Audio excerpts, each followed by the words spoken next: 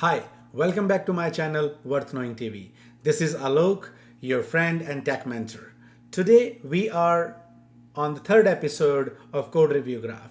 In this episode, we will do our first useful AI code review. We are moving beyond review this diff to a deep AI review that actually reveals the problem. So generally our problem statement is that when we ask AI to review, it's basically review the diff. And generally with that weak outlook, it gives us a weak result and probably says it looks good. But let us ask ourselves, what is right thing? In the real life, the senior engineer asks few questions when they are reviewing the code. Where this is used? What flow depends on this? Are there boundary tests? Are there edge cases? Can this break production, which is a most critical question that is being asked in the review? So before further ado, let's get started.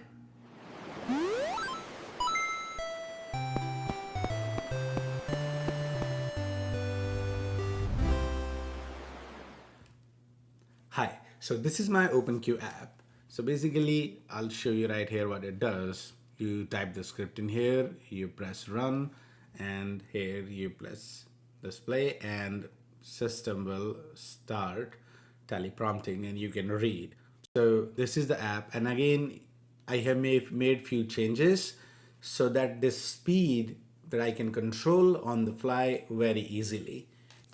When you're changing the code, it seems like it's very innocent. But however, that one line is needed for everything. The playback logic connects with prompter UI, floating overlays, external displays, keyboard shortcuts, persistent settings.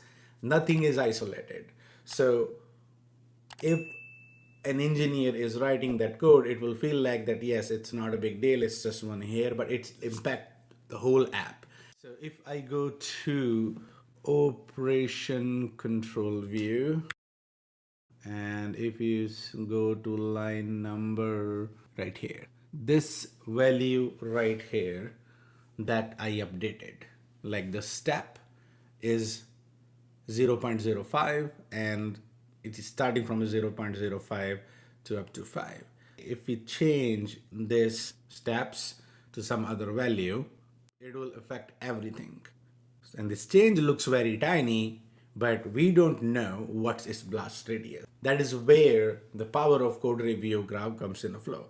So first, we need to make sure that all these changes are updated. So for doing that, what I'm gonna do is the code review graph update takes all the latest changes and update the graph so that all the new changes have been incorporated in the graph itself.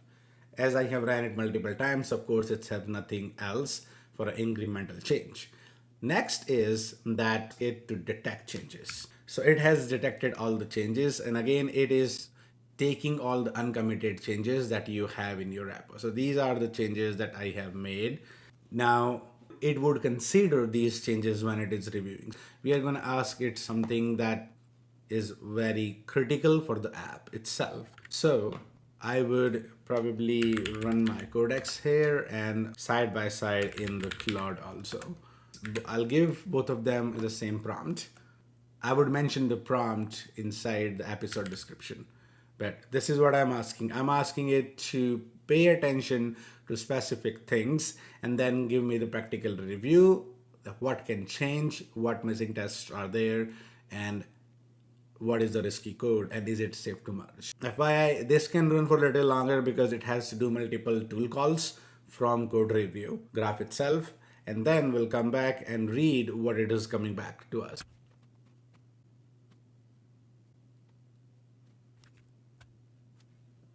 As you can see that like it's calling code review graph like multiple times. And that is the power of this tool.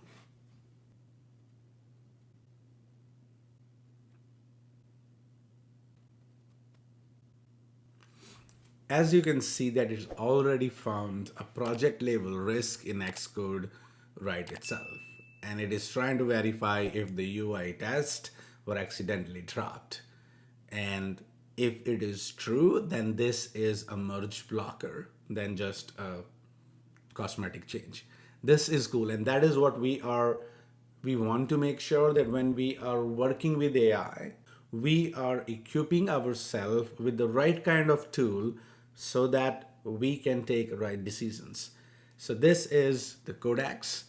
This is so cool that it is already telling me, okay, so here is the Claude. And if we read it, and I'll try to skim it through quickly.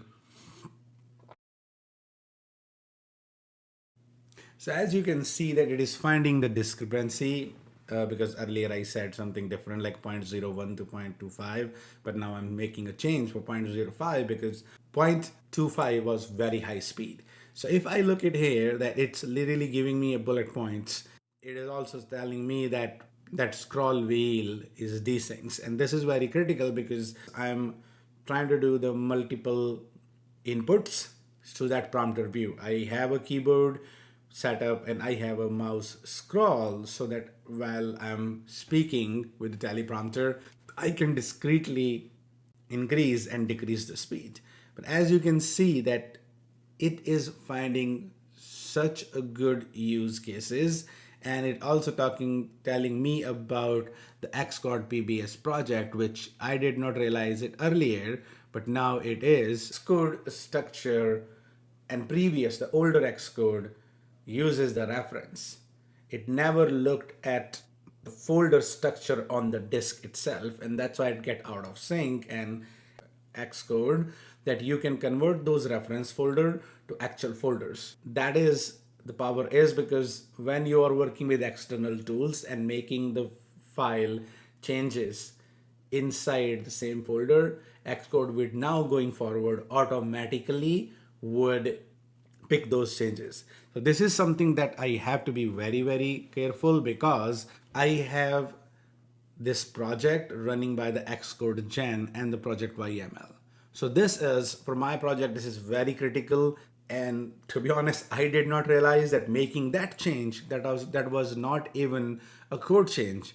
It was a behavior change in Xcode. But now Xcode Gen probably is not supporting that. So that kind of a deep review that we are expecting, and it's very practical because I am now going to look at this branch and make sure that going forward I'm not making these kind of changes, and it's learning lesson for me as well. As we can see that it is very high risk changes that I made, and some of them I made outside of the logic. It was a behavior change on Xcode project file, which generally we do not pay attention. But since things have changed, right? Earlier you were doing everything within the Xcode, but now with the rise of AI, you are using external tool, you are using Claude, you are using Codex, maybe Copilot CLI. And since they are not natively inside Xcode, they are working around the Xcode but not directly in it. But by the way, if you are looking for something that works with Xcode natively, you can watch my other video where you can use Copilot CLI natively in Xcode. Copilot CLI have updated with ACP, which is Agent Context Protocol, and that way you can connect that inside the Xcode natively. And find this card here on my screen. It's 5-minute video, is able to set up everything natively in Xcode.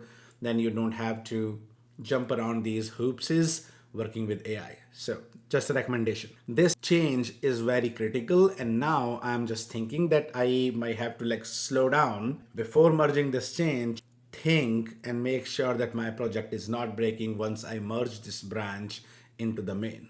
So these kind of practical advices that we are looking, and we did the analysis, we made the code change, we did the analysis, and now we are turning into the action phase, right? So this PR review is giving me the top risks, tests that I have to figure it out if they got dropped, suggesting me that what should I do, like with the practical recommendations, and finally like the merge recommendation where it's clearly telling that project file might be corrupted because of these changes. It is very high risk. And however, if I am asking the code review graph to review this, it have access to full repo context because of the code review graph. It checks impacted areas, it finds missing tests, and give the concrete merge guidance. So what should be your everyday AI workflow? Make your code changes, run the code review graph update, then run code review graph detect changes. Then you should ask for a check for risk, flows, and merge safety, which is very critical. We don't want to merge a broken code into main. Then you should ask for any missing test cases and then convert these results into the PR recommendation. That is very critical. If I help you in any way or showed you any pitfalls that you might experience, please consider liking and subscribing my channel.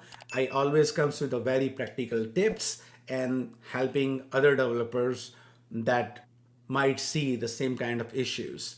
So until next time, bye.